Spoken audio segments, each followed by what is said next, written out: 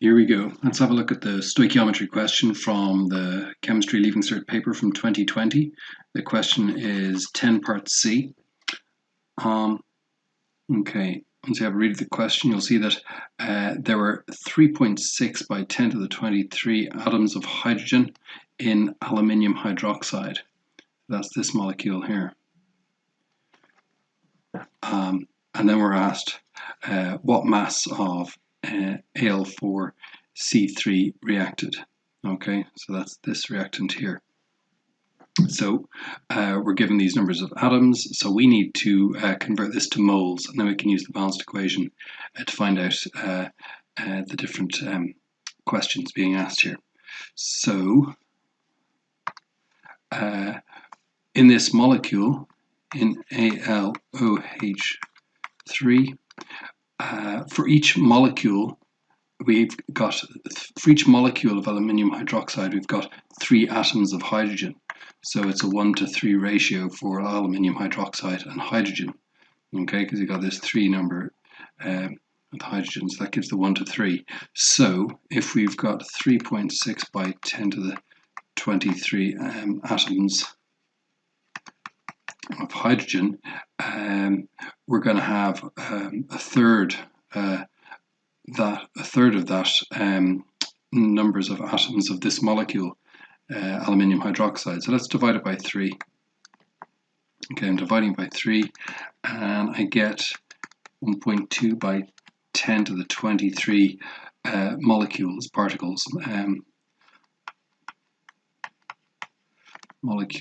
of AlOH3. Now we're not there yet. We know how many molecules we've got of that substance, aluminium hydroxide. Let's go a bit further. Let's convert that to moles. So we know that 1 mole equals Avogadro's constant, number of particles. Okay. Those particles could be molecules, atoms, or ions. So what fraction of that do we have? So we're going to divide this number of particles by Avogadro's constant. And that's particles per mole. And so essentially the particles are cancelling out, and I'll get a value of moles. So divide that 1.2 by 10 to the 23 by 6 by 10 to the 23, and I get 0.2 moles. Okay, so now I'm going back up to the equation and I'm writing, I've got 0.2 moles of aluminium hydroxide. And because there's a ratio there, if I can select another color of highlighter, make it clear what I'm doing, I'm looking at the number 4 here. Okay, the coefficient, and that's telling me there's a 4:1 ratio. Okay, 4:1 ratio between the reactant of interest and the aluminium hydroxide. So I'm going to have 4 times as much aluminium hydroxide as I do of the reactant. Okay, so I'm going to divide this by 4, and I get, okay, so that's the number of moles I get of Al4CH or C3. So I'm going to put that up here. Probably need it later on in the question. Okay, that's the number of moles, 0.05. And then what's the question? I need to convert that to mass. Okay, so I need the relative molecular mass of that substance. So we're looking at Al4C3. Relative molecular mass, well, I got aluminium, that's 27 by, I got 4 of those atoms, so that's 108. And I've got carbon, and I've got 3 of those, and that's 36. Okay, so I'll add them up. I tot them up, I get 144 grams per mole. And so if I've got 1 mole, I'd have 144 grams, but I don't have 1 mole. I've got 0.05 moles. So I'm going to multiply the relative molecular mass by the number of moles that I have. And here the moles will cancel out, and I'll be left with a mass value. and that multiplies out to give me 7.2 grams of Al4C3. So just box that off, that's my value, or that's my answer for part 1.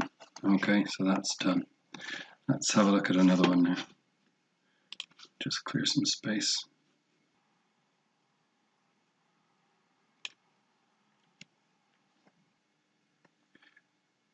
Okay, now part 2. What volume of methane measured at STP, so standard temperature and pressure, was produced in this reaction? Okay, so a few things. We're looking at volume, and I've got STP measured. So that's kind of sounding little alarm bells, or that should sound little alarm bells in your head. Just go STP and volume. Okay, so we're thinking, what volume is that STP? 1 mole occupies 22.4 liters. So 22.4 liters per mole at STP. So have that in the back of your mind.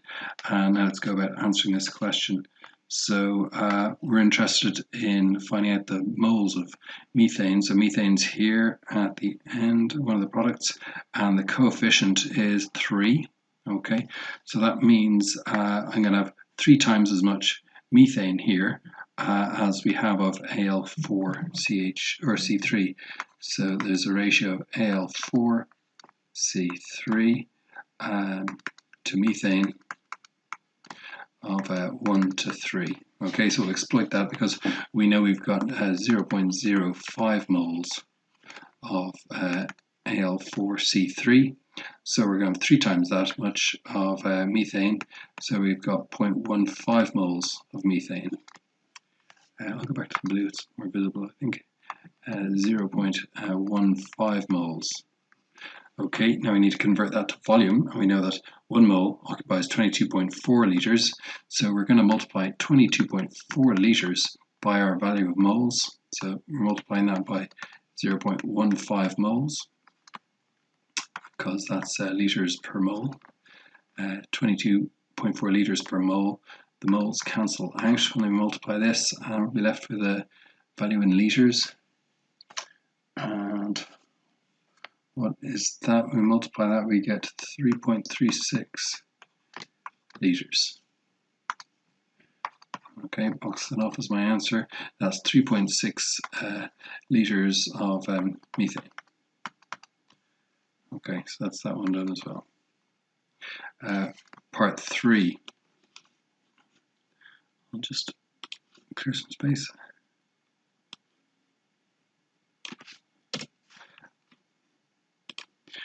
Part 3. Find the volume of water, we're given density, used up in the reaction. So find the volume of water, where we've got, so we need to get it into moles. So let's see, we can go from moles to mass and then to volume. So the moles, so we're looking at a mole ratio. I can see the coefficient there on water is 12, so we're going to have 12 times, or I'll just write it out so you can see it because you can't see my cursor moving, I think, Al4C3. The ratio of that to water is 1 to 12. Okay, so we've got 0.05 moles of Al4C3. So we're going to multiply that by 12 because we've got 12 times that of water. 0.05 12, and we get 0.6 moles of water. Okay, I'll put that up in my equation. 0.6 moles. Okay, and so we need the relative molecular mass of water. That's 18 grams per mole. And we're going to multiply that by our number of moles. Okay, and the moles will cancel out and we'll be left with the value of mass. So multiply that out and we get 10.8 grams of H2O. But we're not finished yet because we want to express that in volume. Okay, and we're told the density of water is 1 gram per centimeter cubed. We know the formula for density equals mass over volume. And so we can rearrange that, and for volume it equals mass divided by density. Okay, so now we just get the volume, we're going to put the mass of 10.8 grams over the density of 1 gram per centimeter cubed.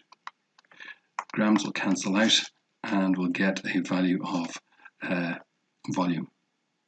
So the volume is 10.8 centimeters cubed of H2O. I'll box my answer, and that part's done. Okay, pens down, job's done.